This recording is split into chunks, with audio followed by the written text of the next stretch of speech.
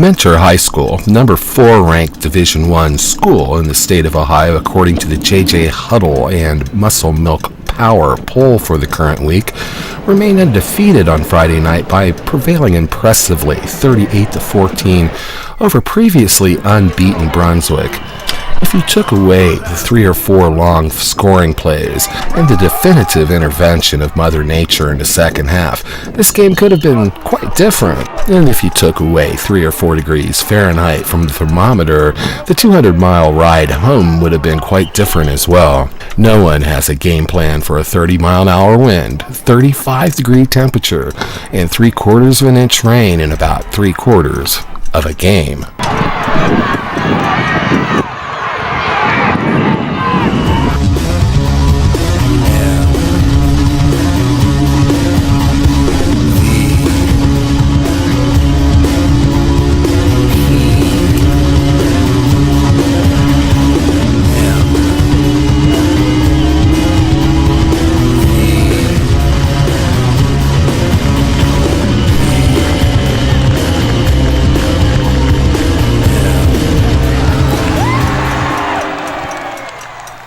We had the good fortune of running into Tim Langevin at midfield after the game.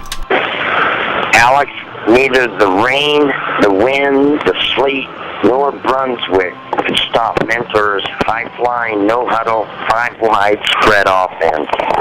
The Cardinals recorded 467 total yards, 24 first downs, and took advantage of a 30-mile-per-hour tailwind in the second and fourth quarters, scoring 28 points en route to a 38-14 win. The Cardinals now improved to 6-0, and that sets up a huge Northeast Ohio Conference Valley Division showdown Thursday night at 6-0 Solon, which was a 17-0 victor over Medina tonight. To say that the conditions were bogus. The conditions were horrible, and what amazed me about it was how well both quarterbacks performed. Both quarterbacks threw the ball as if they were playing out in sunny California on a warm summer night. It was unbelievable. For Mentor, their junior quarterback, Mitch Trubisky, he had 65 yards rushing and 1 touchdown, and he was 23 of 36 for 320 yards and 3 touchdowns through the air. I consider that the bulk of that is during the second and fourth quarters. Exactly. So, I mean, it's almost like it wasn't a complete game. They ran during the other quarters to kill the clock, right? Yeah, great strategy. Great strategy. He utilized 7 different receivers, and, now that gives him about 1,900 passing yards on the season and 20 touchdowns. That's a beautiful offense. They get back and they're ready to run a play within 5 seconds. All night long, within 3 to 5 seconds, they were snapping the ball. And the big guy, his big go-to man this night was Cameron Cavan. He had 7 catches for 154 yards and 1 touchdown. And then Connor Krasancic caught 5 passes for 58 yards and 2 touchdowns. Of course, the first 10 points was the result of a pass to each, the long pass into the wind. But that's just about all that you saw all night. Yeah. I mean, the weather did not faze either team. And give credit to Brunswick. Their quarterback did a really good job. Dan Yeoman, he was 20 of 43 for 255 yards and a touchdown. But what hurt him is he had 2 critical picks. And that really, the one was right before the end of the first half. And Brunswick could have gone ahead 13-10, but then they had the pick and then the horrible shank punt, and Mentor capitalized with like 14 points in like a 2-minute span, and they were up 24-6 at half. And it could have been 13-10 Brunswick at half. Right, and Brunswick kicked into the wind, and the punt was muffed, and they recovered it and got 0 points.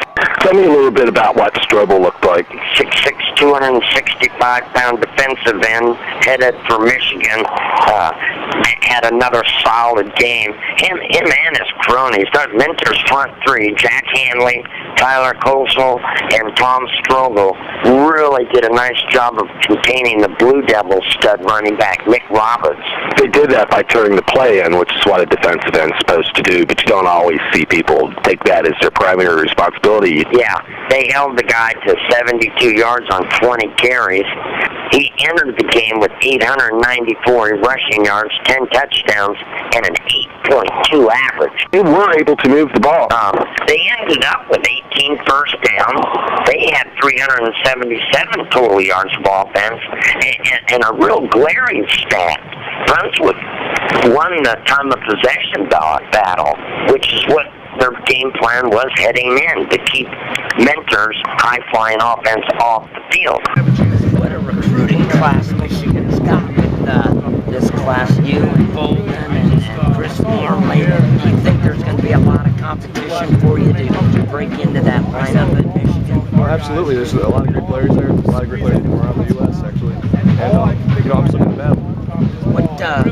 What's your speed? I saw on the Bible score 840. Is that right, or are you faster? I don't know if I'm faster than that. I gotta put on some weight, so maybe I think around like a 4.940. Now, are you going to finish out your year here, or are you going to try to graduate early, or what's your intentions on that? Absolutely not. I'm going to finish out my year at college or high school. I mean, I like high school, so why go? Yeah, I mean, the weather was a factor, but I don't know. Both teams seemed to be able to throw the ball well. I mean, obviously Mentor was able to execute their passing game at times. We were as well. So I'm not sure the weather played as much a factor as you might think. It was just we played a very good football team tonight, and we had some opportunities in the first half that we kind of let slip through our fingers. There was a big change of events there, kind of midway through the second quarter, where we turned the ball over going into the end zone, and then they were able to score quickly twice. And you wonder if things had gone differently there, if the outcome might have been different. Certainly, they're an outstanding football team. I think that our kids gave great effort tonight, and I told them that they have nothing to be ashamed of. This is one of the better football teams out there in this area, probably in the state. So we hung with them, but what we have to take from this is we can't make mistakes at key points against a very good football team. We're not going to change our game plan for anything. No weather. We practice in the rain and wind during the week, and we knew we could handle weather conditions. What did you guys do to keep yourselves from looking ahead to next week? Solon, they won, they're 6-0, you're 6-0. Did the coaches kind of... Yeah, we really focus on taking one game at a time. We need this win to make it. We're also excited for some of this one. Do you feel like you dealt with this wind, you dealt with this rain, you played some pretty good defenses so far this year. Do you feel like there's anything that can stop your offense the way that you're rolling? We got a tough game next week. They're really talented. It's probably the best defense we've seen. And, they're athletic and they get after it. I don't think they've given up a lot of points at all. We'll see if we're good next week. Now, I know Brunswick came into tonight's game 5-0. Obviously, you were going to look ahead to the Solon game, but how tough was it to keep your team focused, knowing that Solon was next? I'm glad it was a team that was 5-0. You stayed focused and you worked on those things.